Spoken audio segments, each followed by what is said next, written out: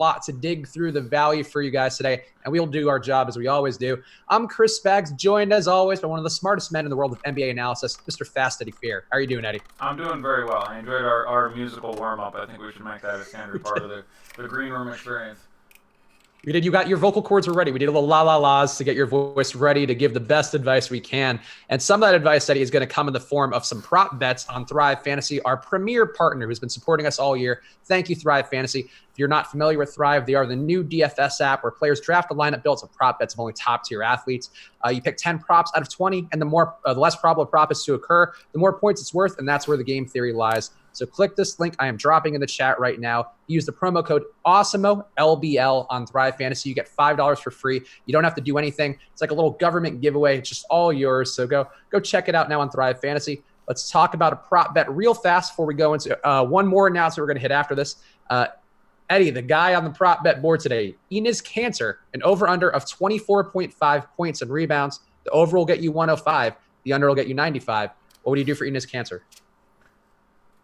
That's just under my projection, so I will reluctantly take the over.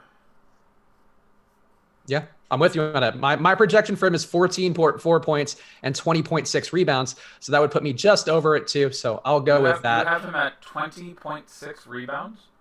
Oh, sorry, 10.6. 10.6. Okay, that would be a lot of. I was about to say, wow. I mean, don't get me wrong. That man can rebound, and it is a good rebounding matchup. But that would be one hell of a damn performance. Okay.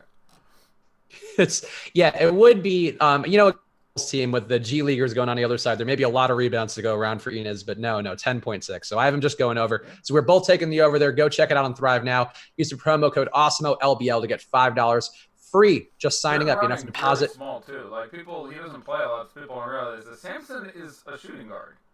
So they are really starting point guard, shooting guard, kind of small forward. Robin Lopez out there. So my boy's gonna get himself some rebounds. Just put it that way.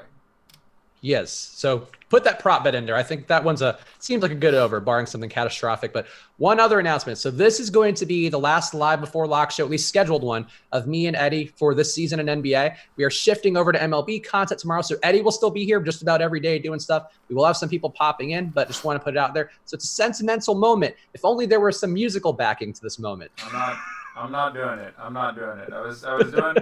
sang a nice bit of Evita in the green room, but there was some quality Boys to Men R&B coming out of Eddie. But this is going to be our last show, so I want to thank you all for watching NBA. Please come with us to MLB. We'll be doing a lot of stuff. We do a lot dedicated to porting people over across sports.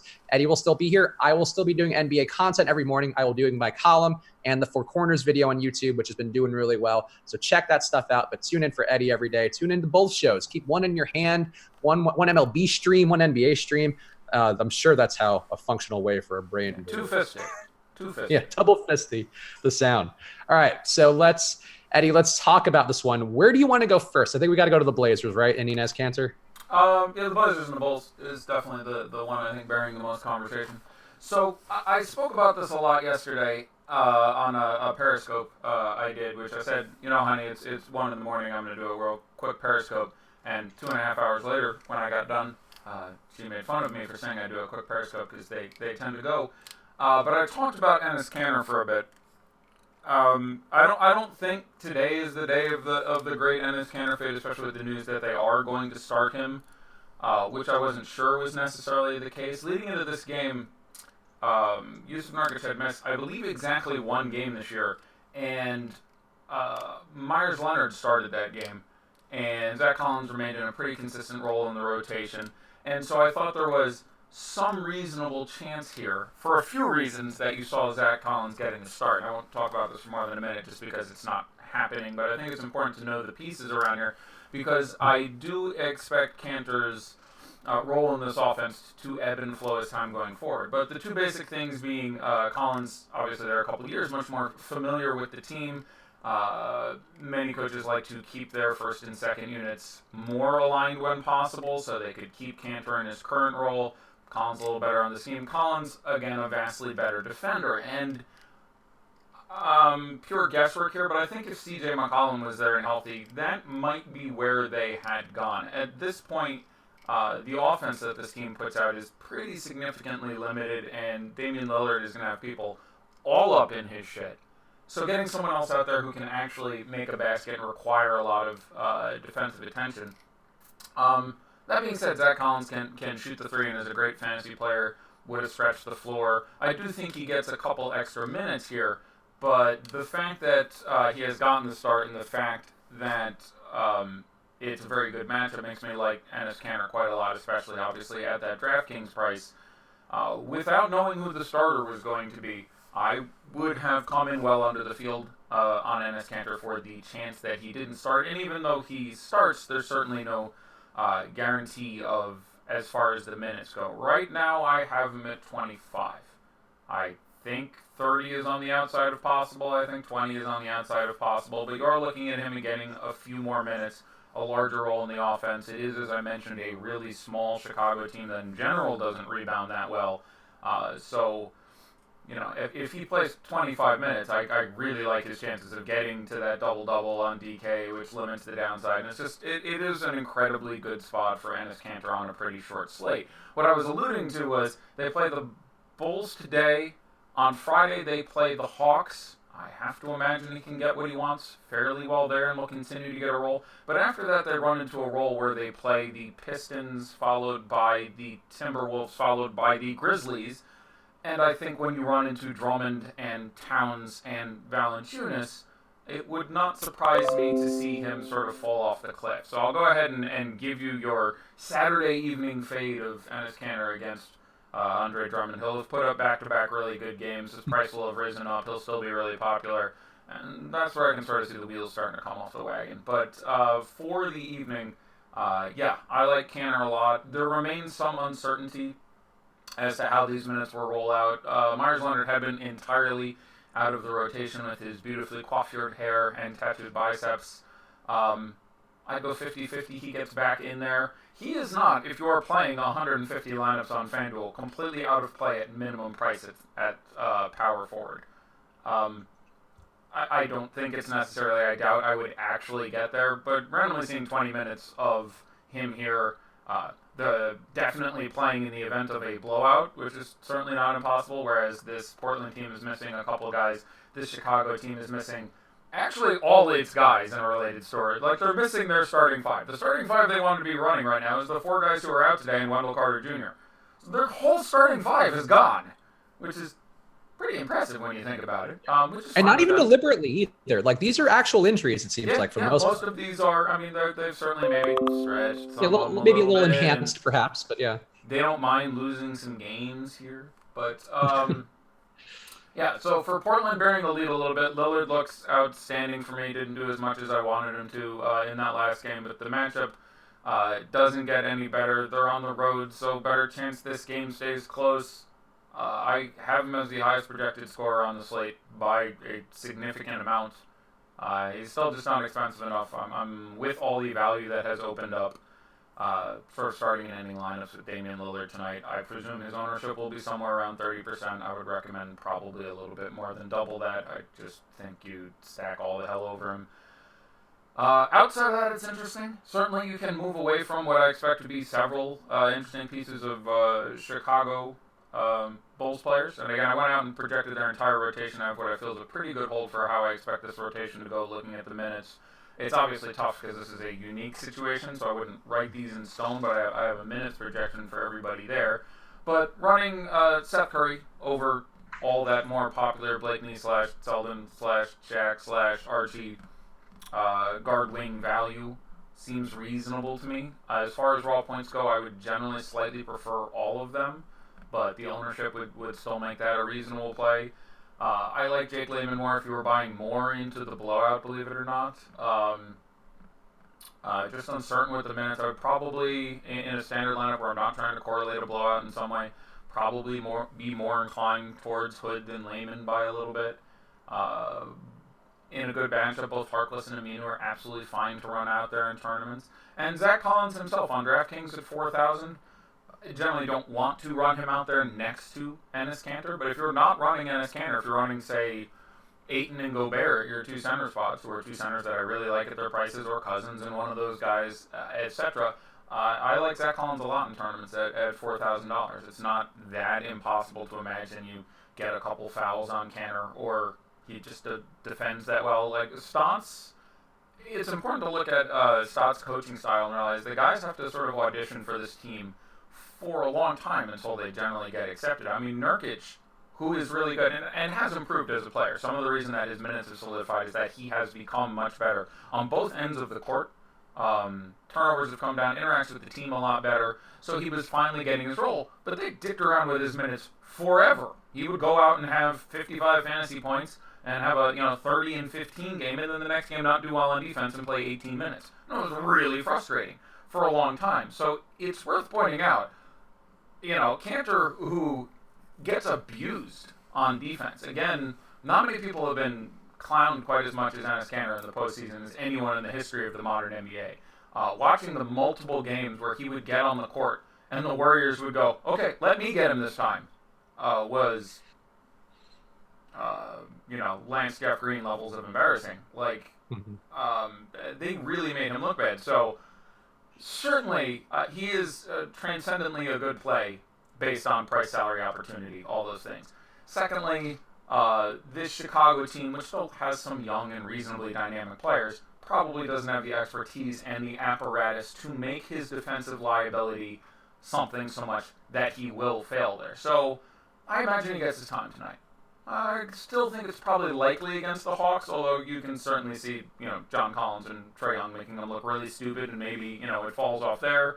Drummond could make them look really dumb. Towns could make them look really dumb. Valanciunas could make them look really dumb. But yeah, I have to like it. But there is uncertainty, was my point. So if you're building, don't feel compelled to have him. Both Gobert and Ayton, and if you want to extend it out to the hybrids, Thomas Bryant all profile to be just fine center plays, and I assume Enes Kanter is going to have some 50-55% ownership. So feel free to get away, and if you get away, the most immediate leverage play would be towards Zach Collins. Yeah, I think if you are playing a lot of Kanter, I think just having some Zach Collins in there in an MME environment, like for me in my max 20s, I made sure to just have some Collins in there because, it can go sideways, but I think it's hard to envision it going that bad, especially in this particular matchup. But I think like you said before, when he goes against Andre Drummond, that'll probably be a time to reconsider the Kanter stance. Yeah. But for today, so the Bulls are going to dress 9 guys. I do not think they play Roll Alkins. I think he stays entirely out. There is a chance he plays some small amount of minutes. Be pretty shocked if he got to 20 or something like that. So I projected the 8-man rotation without him. I don't expect to see any Lopez next to Felicio.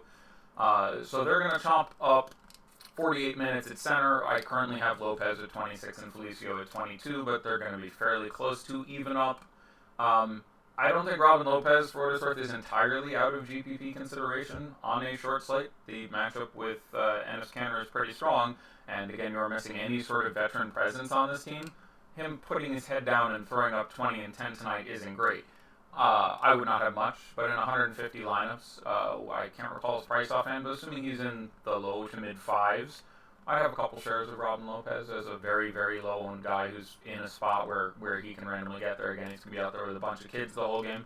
Maybe he takes some ownership and authority in this situation. I'd rather play him than Felicio even at price, but the real relevant story being there that with those two guys sharing 48 minutes, that's going to leave 192, which averages out to 32 ahead for the other 6 guys who are going to play on that team. As I alluded to before, Sampson is a shooting guard to the best of my knowledge. I haven't seen him play much, but he's 6'4", 6'5". He's going to be pretty undersized at power forward, which certainly leads to a conversation of Aminu bully ball, which isn't really something he does. He's pretty much a straight 3-and-D guy. I don't see him backing a lot of guys down, but it's going to be. I'm very interested to see how this game plays out as far as Kanter goes. What the Bulls do exactly here. I have the minutes currently projected. I ran through a full series of rotations for Arcidiacono getting 30, Shaq Harrison getting 35, Wayne Selden getting 38, Sampson getting 28, Blakeney getting 31, and Timothy Luwawu-Cabarrot getting 30. My thoughts on each of these guys. Shaq Harrison is still very good at his price. The defensive matchups aren't nearly so bad. It is worth pointing out when looking at the Chicago team as a whole, I generally like them a lot. Referring to those 6 players, I suspect you're going to get something like 1 being bad, 2 being decent, 2 being good, and 1 being stellar. The matchup is actually pretty strong. They're at home. And when you remove CJ McCollum and Yusuf Nurkic and replace them with, say, Seth Curry and Enes Kanter, your defense gets a lot worse. So projecting these guys versus the standard rates, pace, matchup, defensive equity of their opponent is not representative of the team that they're going to face a lot today. There's still going to be a fine defensive squad, but this is not going to be the Trailblazers defense, which we know and love. Shaq Harrison, especially starting, is the only pure point guard on this team. Still projects really well at prices under 5,000 on each of the main sites. Really does have a very big ceiling here. I like him quite a lot.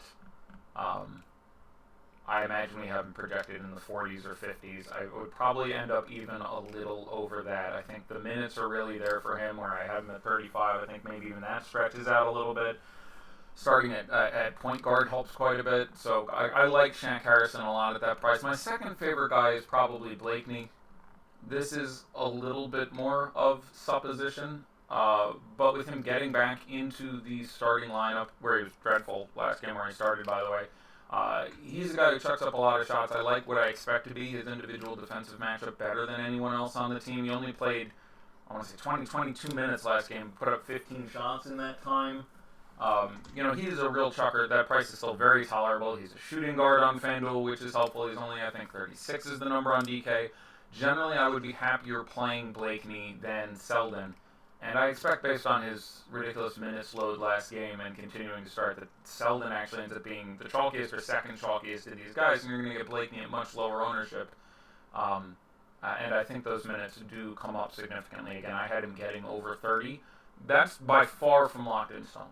Like, there is a real chance you get less than that, but I like him to get it going and get more time because of it, and as what I imagine is the third highest owned bull, I would rather go there than, say, Selden, who I expect to be higher owned. I slightly more highly prioritize Shaq, but that's interesting. And one last thing I want to say about that is you're going to get a really, really unique lineup construction if you play two non-value point guards on FanDuel. Just because everyone's going to want like one or both of these guys, or Archie or Shaq or both.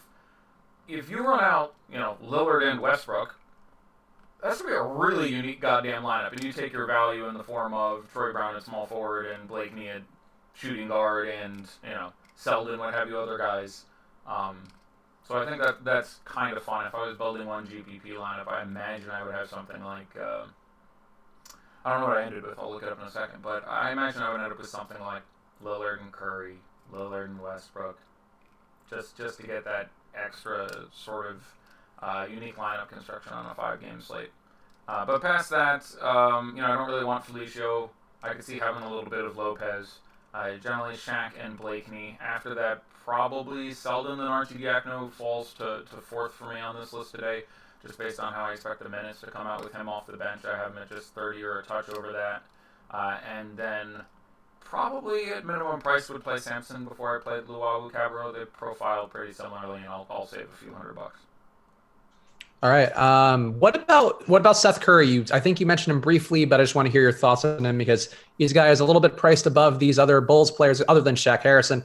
And somebody who people were very hyped about. Everybody who played him over TJ McConnell made sure you heard about that this week. So give me your thoughts on Seth here. Yeah, he has just gotten tons and tons of time. He played 40 minutes in that game or something. Yeah. And it was OT too. He's not good. He had 29 fantasy points in those 40 minutes, which is not any kind of brilliant ratio.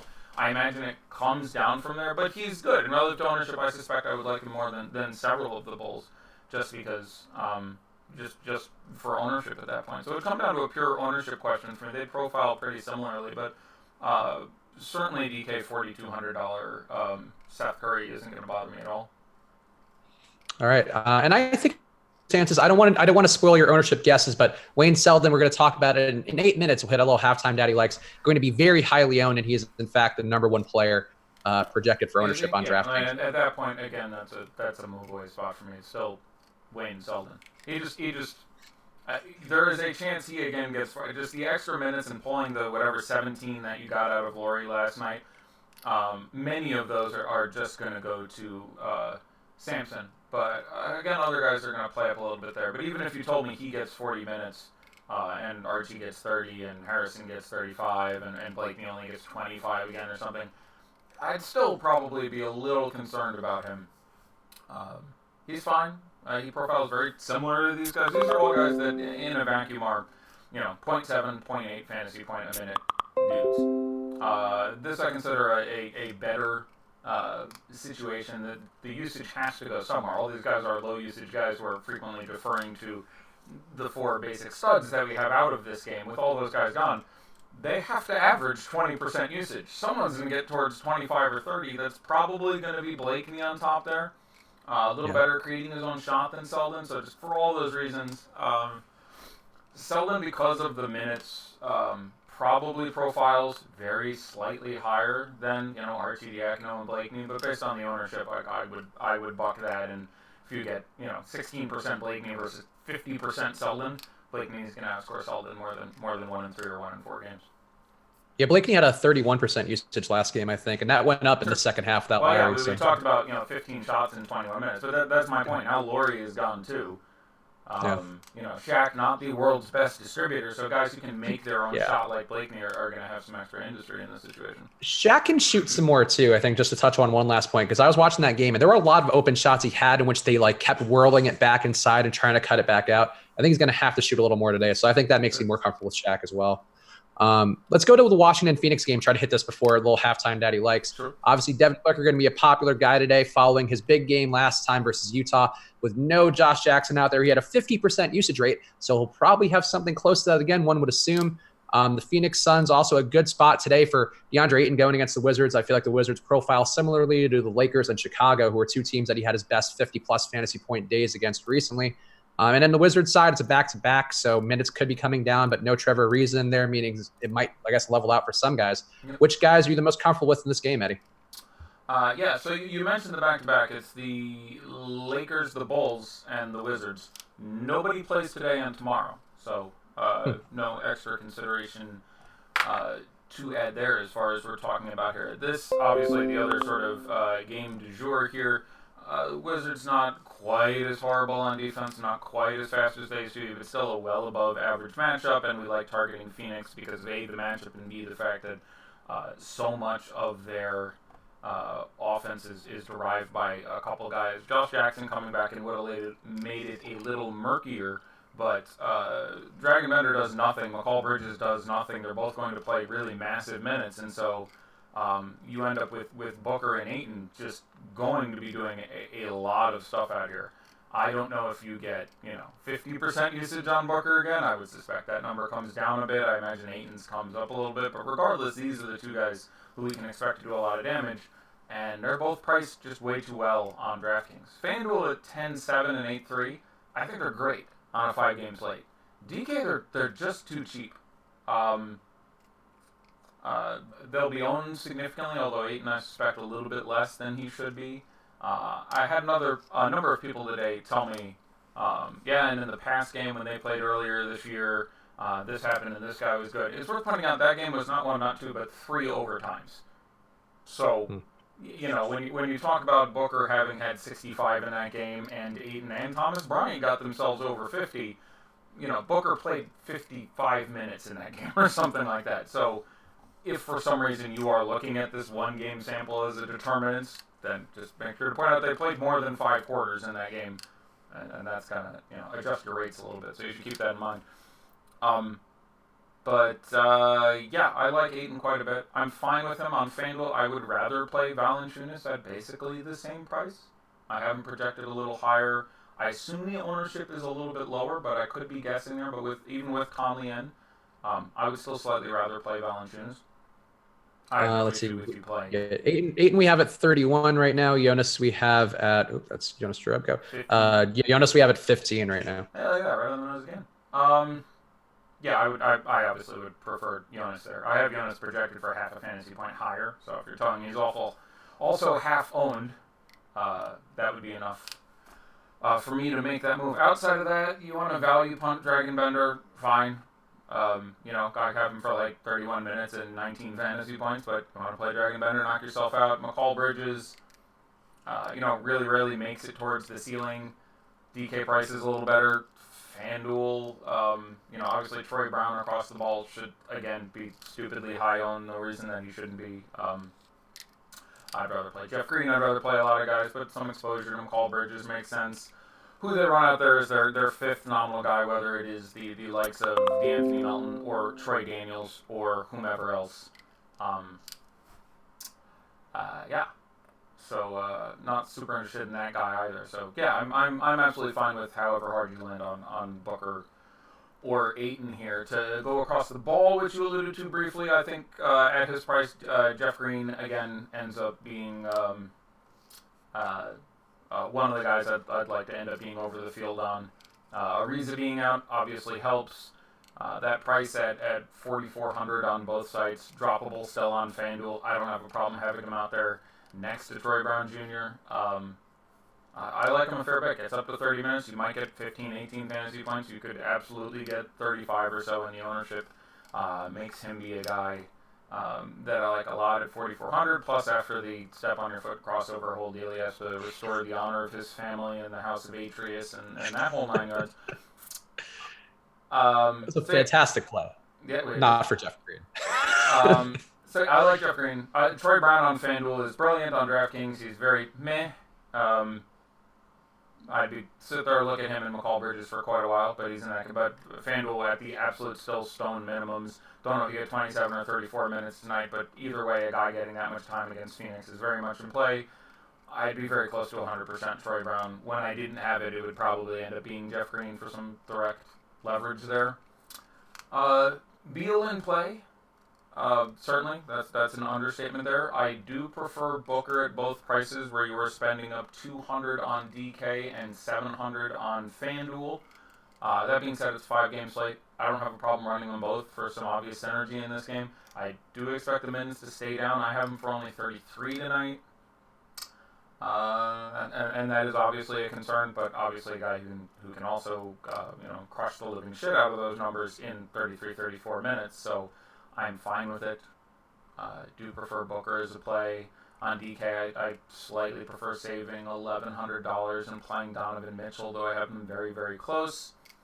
Satoransky, I like just fine, stringing out 30, 35-point games, and the matchup is not going to get any better. I think he's going to be an under-owned piece of this game, who does carry, a 50-point upside. We've seen it a few times this year, especially in easy matchups.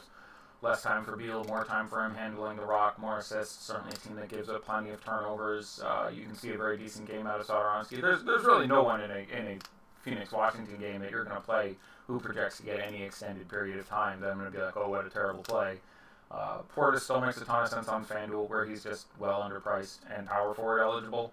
I don't have a problem with him and Bryant on a slate this short. They're probably more positively correlated than negative, but it would be really close. But I have no problem if you ended up with both of those guys in a lineup.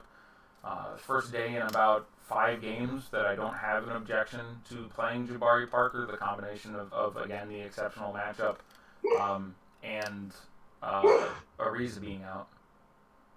I feel like I heard meowing sounds. Were you meowing? You heard my dog dreaming and woofing very much. I don't know what happened there. I'm It sorry, was a very loud dream. I'm sorry, you keep saying meow?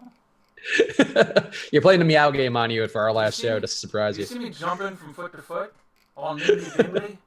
Do you see me drinking a saucer of milk? Yeah. So, and that's gone well. The last 3 games, I was way under the field on Jabari Parker. He's been shit for exactly 3 games in a row. And again, there was nothing more fun than tooting my own horn. He had gone on a stupid string of shooting where in 5 games in a row he shot 9 of 12, 7 of 12, 6 of 13, 8 of 13, 11 of 18, which is an average of like 65% from the field. And I said, that's not something he does. He's not a super efficient guy, and he backed it up the next 2 games with 3 of 11 and 2 of 10. So, yeah, math. But now this is obviously a fine spot. The minutes definitely perk back up. He's been shit recently. That'll knock his ownership down. So everything makes sense to sort of zig back onto Jabari Parker as the public zags away. But yeah, all 7 of those prime, the starting lineup, and then I'm not sure exactly who they're going to start, but Satoransky, Beal, Brown, Portis, Bryant, Parker, and Green. I would want to be heavily exposed to this team in this game. Also got a question about Jimmer Fredette. He went 0 for 10 last game in his return to Utah. Any interest in him? Any interest? I didn't even look up his price. believe he's No, 33. no. With Oh, all he's the got- other, he's got with a other, 3K. all the other guard value, I'll actually just flat know that. Like, is there a chance he outscores all those guys and maybe saving you a few $100? But I would rather play Samson at the flat man, who's actually a guard, I believe. Or he should be a guard. I think he's a guard Yes, positionally. he's a point guard, shooting guard. Yeah. So, no, I would literally say don't play it. He just doesn't do anything else. So if you tell me he gets 20 real points, like you tell me right now, I'll stipulate that Jimmer Fredette, you can have him. He's the minimum price. He will get you 20 real points, including 4 3-pointers. I'd be like, all right, that's 22 fantasy points. I would still sit there for a minute because his peripherals probably give you maybe like 5 more, and so that's 27. Let's say you get 30. How many of those Chicago guys do I think beat 30? Probably 3, maybe 2. But I may just want those for the $500 or $600 more. And I think that's a pretty generous portion of time, usage, and points to Jimmer Fredette. So obviously it could happen. I would be disinclined. I would probably Troy Daniels first. I would probably Sampson first. I would probably everybody on Chicago first. So no, I will not try to be that cute today. I wouldn't. Yeah, I think that's fair. There's probably not enough upside, which let's go there. And I think your point there is pretty well taken. Let's go to halftime daddy likes. Ownership just got an update. So if you're not a premium member of Vosmo.com, use the promo code live before lock. Get in there now, half off your first month on any package. Do an NBA package, get covered through the playoffs. If you do one, it's an all sport package, get NBA and MLB, as well as the winding down NHL that people have been doing well with all year. So check that out now, promo code live before lock. First on the list, Wayne Selden Jr. at 3,600. 74% projected ownership on DraftKings. I think we know how Daddy feels about this, but tell us, Eddie. That's preposterous. It's literally ridiculous. I'm hoping we're wrong, just because that's insane. How much more do you have him projected? That can you have him projected than the other Bulls? Like, I'll defer to Josh, who I think's projections are as good as anyone else. I can't imagine he has them more than 2 or 3 points higher than, say, Blakeney. And, there's nothing wrong with playing Wayne Selden. He's obviously a great cash play. We can expect his minutes to be towards the highest as he's one of the bigger guys there. And, again, they're a very, very small, light team at this point. 70 whatever percent. You have to be a damn better player than Wayne Selden Jr. So Josh has Blakeney having 23.3 and you have Selden getting 29.2. 29.2 is a healthy, and again, it's not like I should point out, let's call Portland an average defense at this point. I imagine he has Selden at 38 minutes. I got to give him 40 again, but I'll presume he has him a little under 40. He's giving him 0.75. Yeah, he's got him at 38. You're correct. He has 38. I got on the nose. Yeah, so that's a very reasonable projection. I'm just saying, how often does he outscore all those other guys? Not enough that they should be a quarter his own is what he is. So maybe all these Chicago guys are 40+%, and it's not that bad. But if any of Arcidiacono and Blakeney at the very least are 30% or 25%, then they should absolutely be owned over Selden. Yeah, mine are a little closer. I got Selden at 26.5, Blakeney at 21.3. So I would say still 5 points difference. But I would say even if, and I have Blakeney a little higher and Selden right about there, I would still say conservatively Selden outscores or Blakeney outscores Selden one time in 3. At which point, still 70 whatever percent ownership makes it ludicrous to me. He's fine. If he was 40 or 45, I would say that's decent chalk. He's going to get the minutes. 70 whatever percent, it clearly becomes, regardless of the outcome, the better play to move away. Yep, that seems fair to me. Enes Kanter, number 2 on the list at 50% projected ownership. How does Daddy feel about that? About right. I will, for the record, say I guess I dislike it. I would come in very slightly under that. I would end up having 10% Collins to get that direct leverage, and I don't mind Cousins. I like Ayton. I like Gobert.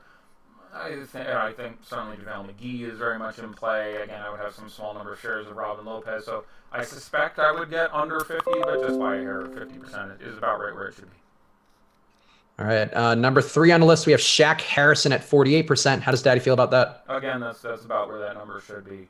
I might even come in over that one. Again, starting point guard, so he's just going to have his hands on the ball that much more. I do think the minutes kick up even a little more than he has. Your concern there is his matchup isn't the best individually. While he is a preeminent steals guy, he's a great defender and picks up a lot of defensive stats, he's still been overrepresenting those. I think his last 4 games, he's got like 4, 4, 1, and 3 steals. That has kicked up his production a little more than you could expect, but certainly a well safer play. I mean, getting 17 fantasy points out of Selden tonight would not shock me remarkably. Now, similarly, it's not the end of the world either. Like getting 17 out of a $3,600 guy. Getting the Chicago guys right is going to be the GPP answer tonight. Like, you're going to have a couple of these guys get 35. You're going to have a couple of these guys get 18, 20, and correctly pulling the guys out of there is how to do it. So, yeah. I think I'd end up a little bit over that on Shaq Harrison. But again, much like with Kanter, that's about where that number should be. Coming up just behind him, we have Devin Booker at 46% expected ownership. How does Daddy feel about that? Ooh. I'd come in under that. Again, not by a ton. I was going to say 35 or 40 is where I think I would end up. I think Beal, Donovan Mitchell, the existence of Damian Lillard is another expensive guard, who obviously I'm a dying fan of. That. Nothing wrong with it, but a little higher than I think I'd want to be. All right, and number 5 on the list, we have Antonio Blakeney at 34%. How does Daddy feel about that? Okay. Would have hoped for a little bit less. I still like Blakeney 34% more than Selden at 70, whatever the hell, where he would need to outscore Selden less than 3 times out of 10 to be sort of in a vacuum the better play there. I don't have an issue like playing them both either. I don't have an issue playing up to really 3 Bulls. 2 is probably the right number. If it's not, it's probably 3 before it's 1. Just some of these guys have to get there. Again, those 6 guys are going to share 192 minutes. The matchup isn't as daunting as it seemed. They have to score their 87 points or whatever the hell they put up as a team. So all these guys costing $3,500, $3,600, this has to work out somehow. But I suspect I would end up a little over that for Blakeney. Not a ton, though. I'm curious where we have Archie. If you want to dig that one up for me, I'll guess like 24. We have Archie at 16.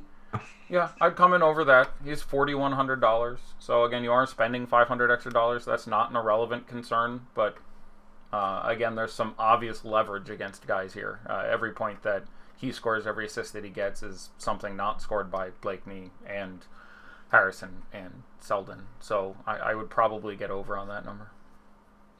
All right. Let's see. Let's talk about Oklahoma City a little, because they are a team who's playing in a competitive game, not a great spot. Actually, let's see them first. Give me your thoughts on, just Westbrook, George, and the rest of the cast on the Oklahoma City side, because they're probably going to be the most relevant based on ownership. Yeah, I have them relative to their prices projected really similarly. I suspect for positional reasons, with both Lillard and Booker as preeminent guard plays that we're looking to spend up on quite a bit, and the superfluity of excellent guard value, that I would end up with more Paul George for that reason. So caveat to the double lineup of expensive guards I mentioned on FanDuel and a couple other things. I have them as both, fine plays. The existence of good value, and whether or not you get the right pieces, there is good value tonight, makes those guys better. Points per dollar, I think they come in worse than Lillard. I think they come in worse than Booker. Again, that ends up being a little site dependent. I think, FanDuel, Russ probably ranks a little bit better than Booker for me, or very, very close. Again, different positions, obviously, but 9,200 and 10.7 are very, very different prices. But those guys are just fine as big spend-up options. The matchup, obviously not ideal there. I'm not really looking at any of the supplemental pieces. I don't mind a little bit of Steven Adams in tournaments. Across the ball, you want to look at the Pacers. Some more interest in these guys. They get a big pace-up spot. Starting at the top, I'd mentioned in the past that Westbrook has generally done a pretty good job against Darren Collison. He had kept him under 30 fantasy points 5 or 6 starts in a row. And then he went out against... it was a really good day I had, but that was a miss. I remember someone tweeting at me going like, yeah, great advice today, but I went against your advice and played Collison. And Collison had, I want to say 40 to 42 fantasy points, had himself a really good game. He played 39 minutes in that game. I suspect that total isn't going to be there today. They had been more hesitant with his minutes recently, and again, he's not exactly 100%. So I suspect he's closer to 30 minutes. So the DK price is still plenty appealing. I don't mind if you get there, but would be down the list for me again just because of all the guard plays that we're big fans of. Wesley Matthews is another pace up spot, reasonable pivot away from all this popular value we're talking about on Chicago. So if you end up with W. Matt and something, I don't have an issue with that. I think I would slightly prefer at almost identically prices going with Seth Curry, but it'd be pretty close to me. Past that, I like Bojan. Has just been really consistent. His usages look good with the continued absence, obviously, of Oladipo. He's been really consistent. I don't have a problem with that.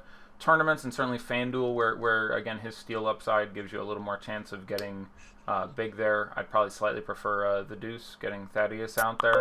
And between the centers, I would rather play Domantas Sabonis than Miles Turner. While Steven Adams isn't functioning on all cylinders, he's generally done an extremely good job at limiting Miles Turner in the past. Doesn't tend to give up a ton of blocks to him. Not that his shots are usually where those blocks come from. They would usually come from, say, Westbrook crashing down the lane. But between those two guys, if I was going to play a center, I would probably run Sabonis out there, especially on FanDuel where you can get him at power forward. Again, not a brilliant play, but the upside is obviously there. You just need to get a couple fouls on Miles Turner, which certainly is something you can have happen with the aforementioned Westbrook crashing into the lane. All right, let's talk about your Grizzlies a little bit. Well, not your Grizzlies, but just you talked about Jonas Valanciunas. So I just want to mention one counterpoint relative to Jonas Valanciunas. He hasn't scored above 27 fantasy points versus the Warriors in his entire run on the Raptors. That jumped out at me, especially because defensively, and I try to combine data with what I know of basketball. He can't switch, so I think that's problematic. Cousins being in there, I think, changes the equation a little bit, and obviously it's a different team, different rotations, all that. I'm a little concerned about Jonas. I think I'm with the field right now. We have him at 15% ownership, about there. Give me your thoughts on Jonas and I guess why you feel like the numbers in the past may not be relevant. Well, without looking at them individually, the minutes in those games against the Warriors were limited. So if you say gross points, he never scored more than 27. I believe you. Off the top of my head, I would say every game or almost every game, he still scored more than a fantasy point a minute. You have a lot of games there where he scored like 23 fantasy points in 18 minutes and stuff like that. So a couple were under a point per minute, so that's also what surprised me. I find that surprising. I can think of three offhand, and I know they were all over a point. I'm guessing they weren't all, and there's some really limited sample sizes there. I seem to recall an 8-minute game in there at some point. So we had 22.5 and 27 minutes in the 2014-2015 season. 21, very not relevant. I'm just doing them all. 21.25 in 31 minutes in the 2015-2016 season. 15.25 in 21 minutes in 2016-2017 season. 21.5 in 18 minutes. So there we go. We're above a point per minute. 26.25 in 26 minutes in the 2017 season. And this year, 14.75 in 8 minutes and 18.5 in 16 minutes. Okay, so those last two were like 1.2 and 1.7 fantasy points a minute. I mean, these are we're talking about a total of 22 minutes played or whatever in his last two games, if I heard you right. So yeah, 24. Whatever. It has not been an environment this year against the Warriors, pre-boogie, post-boogie, that has been generally restrictive to centers. His usage is going to be higher on this team than it was on any of those Toronto teams. He has not played the Warriors since coming to the Grizzlies. Noah, I don't think, is playing again. So you're looking at 36 minutes. If I go with a conservative projection of 1.2 fantasy points per minute, that would be 43.2, and that's not a number I scoff at. So, I like him. I haven't projected for a good bit north of 40. I'm not shocked to see 50 or 55 here. Conley in doesn't matter much to me because it would reduce his projection by a little bit, but also reduces ownership pretty significantly.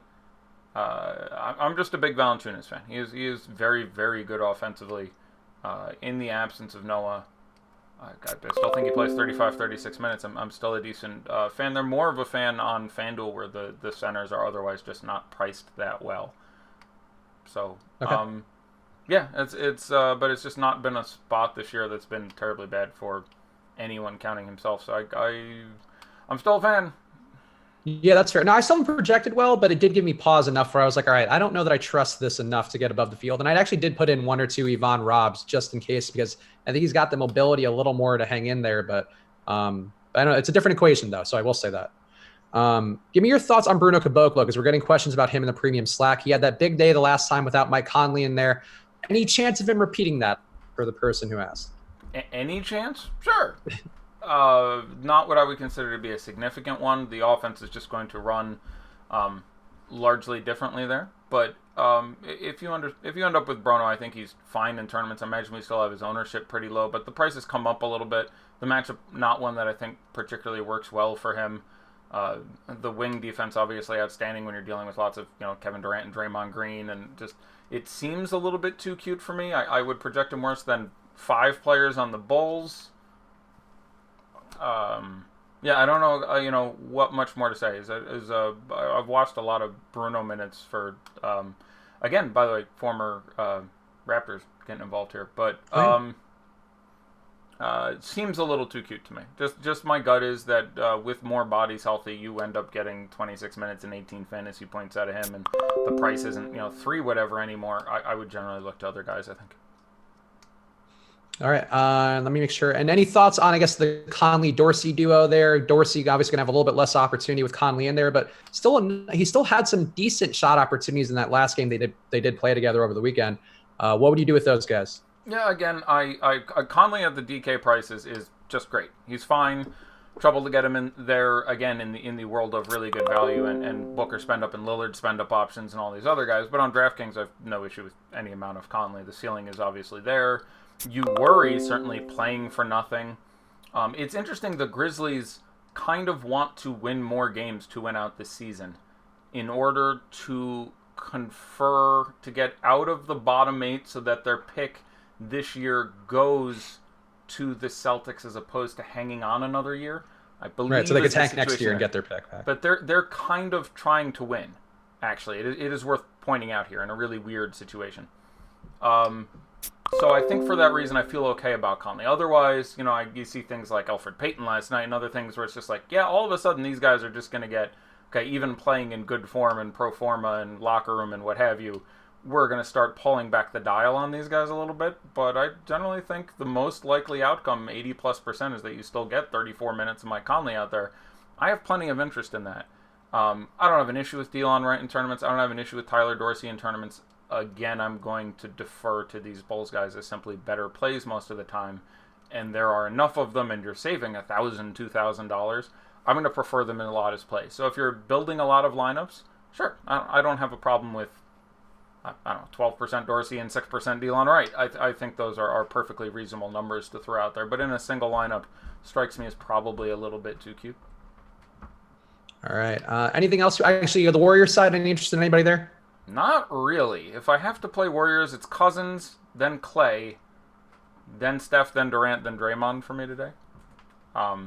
Just based on positionally and what they're priced at. That's how I would rank them. None of them are obviously out of play whatsoever. The matchup is not as bad as it looks on paper. This is a Memphis team that is much worse defensively and playing faster. So I don't have a problem if you go to a Warrior, and that is the order in which I would rank them. But I don't think it's essential, and I don't think if you have no Warriors in your lineup, there's anything necessarily wrong here. I think we understandably are really focusing on Washington and Phoenix and Chicago, and then to a lesser extent Portland, and then probably after that Utah in an excellent matchup at home against the Lakers. And just all those guys are priced so much better relative to their projection that these 5 All-Stars, they're not resting anyone for some goddamn reason. I would have the Warriors coming in after those teams in general as far as my degree of interest. Yeah, just one last item on Durant. So Bruno Caboclo, and I don't like to overrate individual defense because that is one thing we preach here pretty hard, but sure. Bruno Caboclo has been harassing people on the wing. Aaron Gordon had a terrible day versus Memphis, I think in large part due to him. Paul George shot 10 for 29 because of Bruno. Bruno's kind of nasty defensively, so that's something I've been keeping an eye on. Yeah, that doesn't do a lot for me. I mean, there's a lot of guys that are nasty. I know everything we're supposed to not look at, but it's been noticeable to me. I don't understand by what point of reference you're making. You're saying because of the existence of Bruno, I have less appeal for Kevin Durant? Like I'm trying to... I think Durant, he's going to need a lot of usage to make up with how Bruno's playing, and I don't think Durant's getting enough usage. So that, to me, if it's a tougher haul for Durant, I already didn't like Durant, but that, to me, would be a tiebreaker to have. Yeah, I'm concerned with the usage, and I like Caboclo. I think suggesting his defense affects Durant is crazy. Like Kevin Durant, if he wants to score 50, is gonna score 50. He just doesn't do it in this team, in this offense. But Caboclo is an above-average defender. I think he's very good. If I was to rank him 1 to 10, he'd be in the high 7s, low 8s. I think he's great. Kevin Durant is in the 3 most talented offensive players to ever play basketball. I agree, but I think if you're looking to nitpick reasons to not have a guy in a lineup and the usage is already low, to me, I think it would take more for it to have that 50 than it would versus Shaq Harrison, let's say, on the wing. Yeah, I'm fine to say that of all the individual matchups, and this would be not the most ideal spot for him to just go out there and incredibly assert himself. But that's fine. Yeah, it's a slight cookie in the opposite direction, I suppose. So aside from Bruno Caboclo's Kawhi Leonard-esque defense, let's get to some questions. For a single entry GPP on FanDuel, would you go Westbrook or Lillard? Absent any additional context, that would basically be a draw for me. I like Lillard more. I have Lillard projected raw higher. You're saving a couple $100. I would also expect him to be more highly owned. So you stacking up a game. Do you also have Paul George and 2 Pacers? Then I can sort of see you doing that. It sort of depends on what else you're doing with your lineup. I don't have a strong preference in a vacuum. I like Lillard more as far as just more likely to score raw points. One last time for the people who missed the beginning part. And by the way, if you did want to skip back, I need to talk about all the Chicago guys at length. But what would be your power ranking as fast as you can on the Chicago guys? It ends up being site dependent. Again, their minutes projections. I have the 2 centers sharing 48 minutes. I don't think they play alongside each other. Running through the rotations, I ended up with Arcidiacono 30, Harrison 35, Selden 38, Sampson 28, Blakeney 31, and Luwawa Cabarro at 30. In general, I really like Shaq Harrison at his price and starting at point guard and doing a lot of the ball handling there. So I do think he is worth the price there. Then looking down into those 3X guys, for raw points, I would have Selden rated the highest. If he's going to be 70+% owned, then I would much rather play Arcidiacono at 16-18% or Blakeney at 30-35%. But raw points, I do think it is correct to rank Selden the highest because due to how small this team is running, his ability to play multiple positions, he's probably in that high 30s, low 40s in minutes again. Hard to get away from that from a raw points projection. But as far as order I'd like to play them in tournaments, I would probably rather play Blakeney than Arcidiacono than Selden, simply because of what we project the ownership to be. Thoughts on Stevenson on FanDuel? He had a decent night the other night as value. I think he's a decent value play to Selden, but besides that, at least on DraftKings. But what do you think about him? Yeah, I'm fine with that. The matchup is obviously not ideal. Again, playing on the back-to-back, but you have no LeBron, which obviously opens up a ton of usage there. Really difficult to like anyone on the Lakers. I have no problem with you playing Kuzma in a tournament. I can see him getting there. I have no issue with you playing Lance. I have no issue with you playing KCP. I have no issue with you playing Rondo. I have no issue with you playing JaVale McGee. But, none of these guys are as cheap as we would like them to be, any of them outside of potentially Lance Stevenson. Yeah, I'm fine having a Laker. Those would be the return of Bullock makes things a little more specious. I don't really want to play him himself, who's going to play probably in the low to mid 20s in minutes. But you still have no Josh Hart, obviously no LeBron, so I'm fine going with a Laker. In general, my degree of preference would probably be JaVale first. I'm not surprised if he randomly gets there again in this spot. It's not entirely random, but Gobert not that limiting on opposing centers generally, more so on more of a team basis. So probably JaVale, Lance, Rondo, Kuzma, KCP order of preference, again, in sort of a vague sense, not taking into account specific site pricing. Who would be your favorite FanDuel Jazz player for GPPs? Sorry, I'm doing the individual pricing at position. Sure. Probably Gobert, who could very easily be the highest scoring center on the slate by a dozen, followed by, I think Crowder may get in there second for me actually on FanDuel because of how the positions work. Let's see. For DK Cash, would you go Lillard in this is a weirdly asked one. Lillard, Ayton, Portis, or PG-13, Bryant, and J-Val? I don't. It's like, whatever. Just answer the question. I will barely go with the first one. There's slashes and dashes in there, which just confuse me. It's making it seem more complicated than it is. You got to pick a form of punctuation and stick with it. I agree. Yes, please. Rodney Hood or Jeff Green for a FanDuel GPP? Jeff Green, not terribly close for me. Who has more raw points, J-Val or Conley? I currently have them projected within a point of each other. I guess I will take J-Val, who I have projected very, very slightly higher and a little more confident in the minutes. So I'll say Valanciunas, but basically a lock. Tie. For DK Cash, would you go Conley and Bryant or Ayton and Portis? I'll go Ayton and Portis and Cash. Do you find the Lakers to be more of a Crowder spot or a Favors spot? Slightly more of a Crowder spot, especially due to the absence of LeBron and a couple other things. So slightly more of a Crowder spot, but not one of the ones that leans really strongly one way or the other. There are a couple matchup team situations where I'm a real fan of playing one of those guys over the other one. Today, I'm pretty close to ambivalent. FanDuel, due to the positionality, much bigger fan of playing Jay Crowder as opposed to Derek Favors. DK, much different story. Favors price obviously massively better. There, I probably slightly prefer Favors. So, bit site dependent as well. Any Mo Wagner interest for DK? Very little. Again, the existence of all that other value that profiles so well, him in a just nightmarish matchup. You know what I'm saying? Like you're asking for a few too many things to break your way there. So I don't have an issue if you have a small amount of exposure, but certainly not a spot I'd specifically be trying to target. Kuzma or Portis on FanDuel if you already have Thomas Bryant? At that point, I'm fine with Kuzma. I think that's a better play in tournaments. Could you play Westbrook, Paul George, and Adams? Yes. On a 5-game slate that's starting to become reasonable, make sure to run it back with some guys on the other side of the ball. Give yourself some, overtime outs. Get at least Thad or Bojan or DeMattis in there or something else to do that. But yes, I think you could play all three of those guys. I don't think adding the third guy enhances the lineup in general. It's probably a better lineup with two of the three as opposed to all three. But I don't find that lineup to be out of consideration. Yeah, and also I just hate Steven Adams, so I would say don't do those three, but it's totally fine too. Yeah, I'm certainly not in the world of Enes Kanter, DeAndre Ayton at those DK prices, really trying to load in some Steven Adams to my lineup. So yeah, at that point I'd be like, okay, I'll play Paul and Westbrook. And, the last time they played the Pacers, you got, I think, like 65 out of Paul and 62 out of Westbrook, and that could certainly be good enough tonight. I'm trying to get Adams there as well as maybe too cute, so yes, I'm probably trying to turn Adams into Kanter. Maybe he already has Kanter, and that second one is his utility spot, so even then, maybe run, Favors, who's in a price pretty similarly, something like that. Let's see what Daddy likes to play. America's favorite game needs to be played on our last show together for the season. Before that, I guess one question which is still relevant. Rank your top 3 Wizards on DK.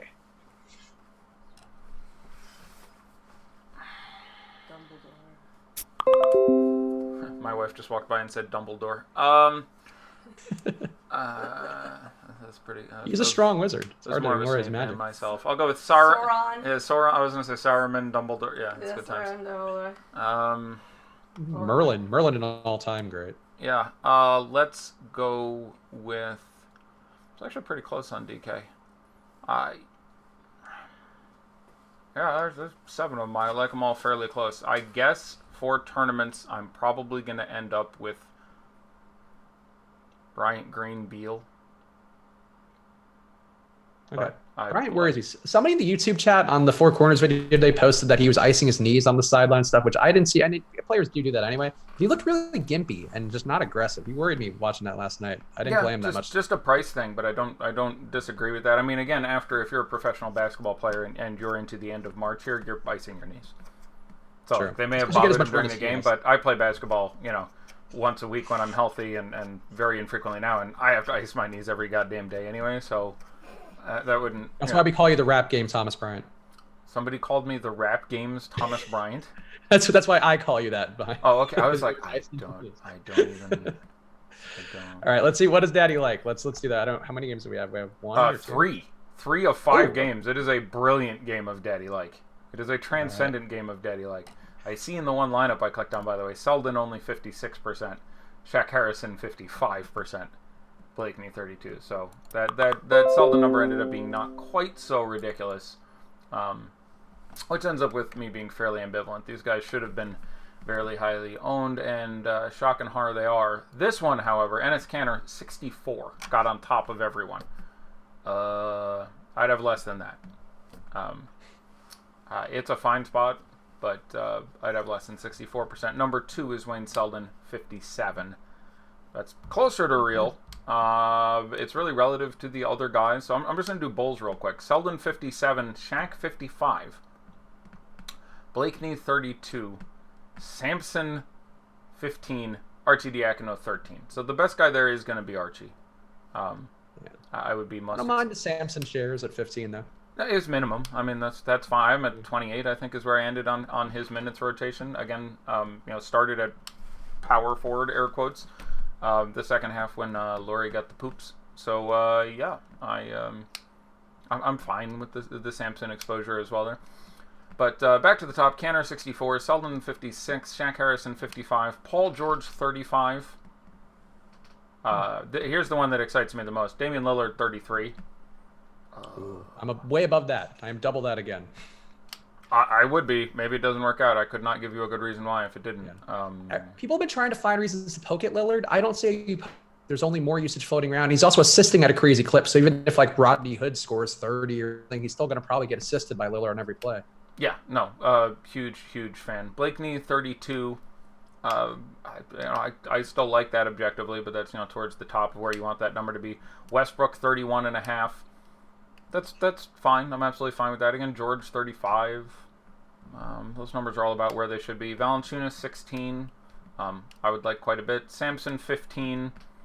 Fine. I mean, it's going to be the most anemic of these guys. He's going to be dealing with guys who are bigger than him a lot of the night. I think it's most likely if you told me which player on the Bulls plays 20 plus minutes and gets single digit fantasy points, it would be Brandon Sampson, but that could get there. Conley at 14%, I absolutely love.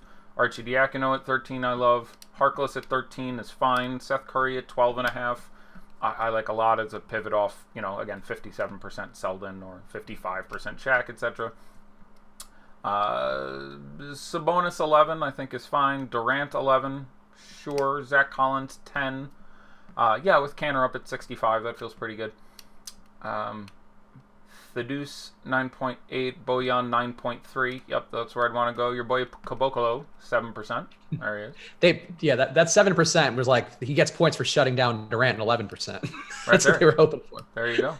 Yeah, I'm sure he knocked Durant's ownership down quite a bit because of the matchup. Rolo 6.5%, more than I expected, but again, that's sort of the weird. Wouldn't be shocked to see that go the right way tonight. Seth Curry 6.4, would probably prefer that to Durant at 11, but we're sort of splitting hairs at that point. Felicio 6, I imagine it's still backup center, so it's not really any different of a spot for Felicio. And again, he gets the harder nominal defensive matchup than Rolo there. Aminu 5.5 I like. Dorsey 5.5 I like. Cousins 5.25 I like quite a bit. Collison 5 flat and Steven Adams 5 flat. Those are both fine. Klay Thompson was one of the guys I liked a little more in this matchup, so him at 5 flat I like. Miles Turner 4.9, less than Sabonis, which is interesting. Delon Wright 4.7, sure. Timothy Luwawu Cabarro 4.6. Yeah, that makes all kinds of sense. Justin Holiday 3.6. Tough with Conley back. Jeremy Grant 2.75, sure. Tyreek 2.5, sure. Wesley Matthews 2.3, sure. Rodney Hood 2.2, sure. Schroeder 2.1. I actually like that quite a bit. They've just been giving him a lot more time. They've been going small more. I like how that works out. 2% Draymond I'm always going to like. Jake Layman 1.5 is fine. Chandler Parsons under 1, sure. Terrence Ferguson 0.7, sure. Myers Leonard 0.4. Tough on DK. FanDuel I would have liked a few percent Myers Leonard. DK tough. Iguodala 0.36. Bogut 0.3. Evan Turner 0.28. Levon Robb 0.25. I don't have a problem with that. Kevon Looney 0.23. Doug McDermott is never the answer 0.21. Corey Joseph 0.17. Raul Atkins, or Alkins I think it's pronounced, is in there 0.17. Markeith 0.14. Jarebko 0.07. Aaron Holiday 0.05. Quinn Cook 0.04. Kyle O'Quinn 0.03. Lauri Markkanen 0.03. Congratulations, you played yourself. He has the poops. The Raw Adkins. It's Him having a Christian Wood day would be very upsetting. Very. Not insane. I mean, that's not a terribly not correct analogy there, but I'd be surprised. We've discussed Christian Wood just real fast. We discussed Christian Wood before, but missing out on that game yesterday. I went to some Diallo because I'm like, oh, Diallo, yeah, like people won't be on him. People were not on him, but I always loved Christian Wood, and I didn't think he'd get enough minutes. And god damn, was he the best basketball player who's ever lived yesterday? Yeah, it was whatever it was, 23, 9, 6, and 3 and a dime, or yeah, he blocking everything, saving balls. Like, he's amazing. I don't know. You don't play that guy 30 minutes yeah, down stretch to see he looked great. Well, he's got some issues, but he's a fantasy monster. He's actually really not that different from, say, Check Diallo. Better shot from range, better defender, but guys who are fantasy guys who put up a ton of points, but just have issues being where they need to be defensively, and that'll stop you. But yeah, Christian Wood, third NBA team, been around in the G League for a few years. Just G League monster. Averages, I don't even know what it is, 28 and 12 in the G League or something. I mean, he's got game. Yeah, so time to play some Christian Wood in the future. But thank you guys for watching. Hit that like button on the way out. We are gonna have some changes to the NBA schedule coming up, but tomorrow it will be Josh and Eddie on doing that stuff, and then Eddie will give you more details about his schedule moving forward. But thank you guys for watching me and Eddie together this whole season. I appreciate it a ton, and it's been a pleasure, Eddie, being with you every day. Learn a lot from you every single day, as well as all these people hopefully have. So thank you for that. Likewise, it's been a pleasure. Thanks for being here with me. All right, and hit that like button on the way out, guys. And any parting words, Eddie? No, it's been great. Again, most of the rest of the team will be moving on to baseball starting tomorrow. I will be doing basketball basically every day I can up through probably just about June. So if you like Eddie's solo shows, you're about to be in a really great place because there'll be a lot of me by myself. A lot of intimate one-on-one time with Eddie. And keep your eyes peeled. My Switch and Hedge column on the website at awesemo.com and my YouTube video. Four Corners will still be going for the rest of the NBA season, maybe the playoffs too, but I don't know. I just do what they tell me. But thank you guys for watching. Appreciate it, and see you again soon.